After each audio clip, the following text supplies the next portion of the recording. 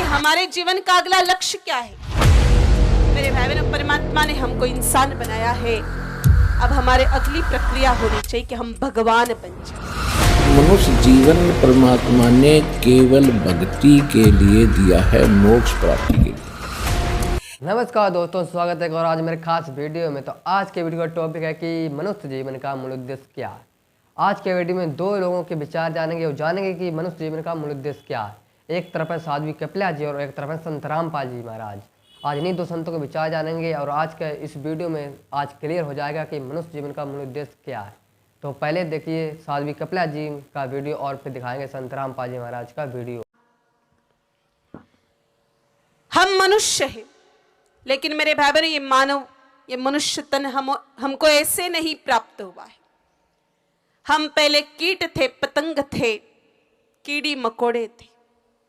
84 लाख योनियां घूमते घूमते घूमते घूमते कभी कीट बने, कभी पतंग बने, कभी पेड़ बने, कभी पौधे बने, कभी मगरमच्छ बने, कभी क्या बने, फिर हमें मनुष्य तन मिला। जानवर से मनुष्य बने, लेकिन अब हमारी अगली प्रक्रिया क्या होनी चाहिए बताइए। अब आगे हमें क्या बनना है?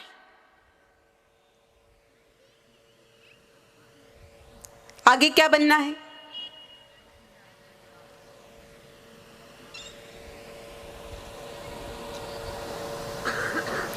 मेरे भाई बहनों, देखो, पोस्टिंग तो होती रहती है। जो अच्छा काम करता है उसको ऊपर की पोस्ट मिलती है।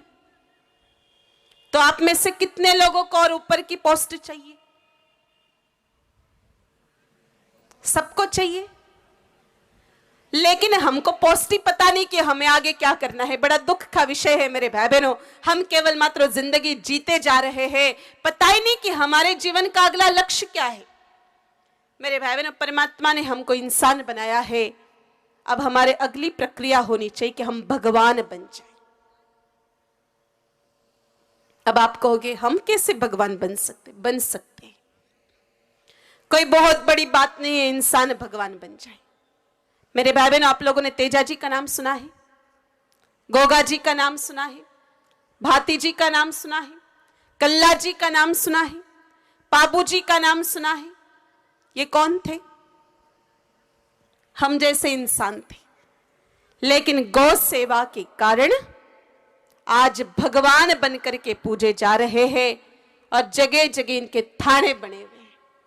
तो गौ सेवा करके तेजा जी, गोगा जी, कल्ला जी, राठौड़, पाबू जी, भाती जी सामान्य इंसान से भगवान बन सकते हैं। तो मेरे भाई बहनों, गौ माता के सत्संग से और गौ माता की सेवा से हम निश्चित रूप से भगवान बन करके आने वाले समय में पूजे जाएंगे। तो आप लोगों ने साध्वी कपिला जी का वीडियो देख लिया। वे कह रहे हैं कि मनुष्य का उद्देश्य है कि आगे चल के भगवान बने।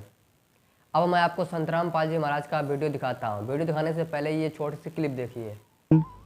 मनुष्य जन्म का प्रधान उद्देश्य मोक्ष प्राप्त करना है, और ये मोक्ष केवल मनुष्य योनि द्वारा ही प्राप्त हो सकता है। इसीलिए मनुष्य के शरीर को मोक्ष का द्वार कहा जाता है। हे अर्जुन, मानव शरीर बड़ी मुश्किल से मिलता है, इसे यूं ही गंवाना नहीं चाहिए।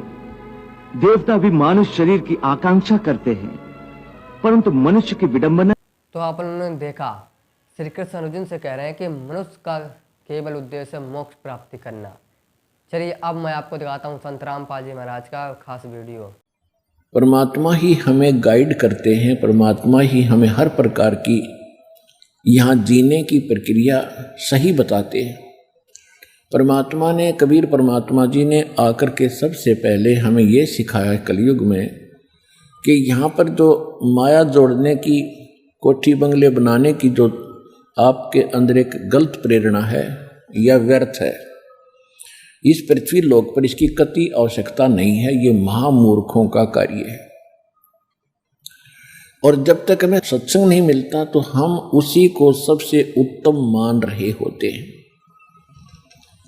और जो हम यहाँ पद प्राप्त करने की चेष्टा करते हैं, कोई मंत्री, मुख्यमंत्री, प्रधानमंत्री बनने की हम चेष्टा करते हैं, तो ये भी एक अज्ञानता का प्रतीक बताया है। कौन सी अज्ञानता का? जो अध्यात्म ज्ञान के विपरीत है।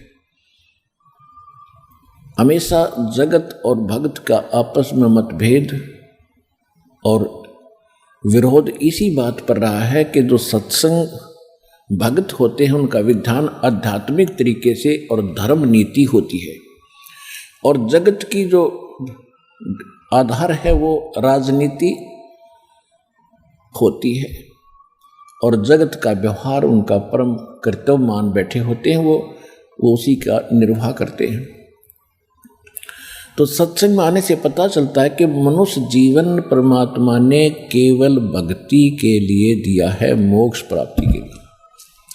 इसके अतिरिक्त हम जो भी क्रियाएं कर रहे हैं, संतानों उत्पत्ति, पेट के लिए एक दूसरे की छीना झपटी, रिश्वतखोरी, मिलावट करके अपने कोठी बंगले बनाने की हम चेष्टा कर रहे हैं, तो ऐसी जिस भी पशु पक्षी की जैसी सामर्थ्य है वो भी ऐसा ही कर रहा है। अब संतान उत्पत्ति सब प्राणी करते हैं, उनकी पालन पोषण की चेष्टा और चिंता सभी को सेम है जैसी आप जी को है।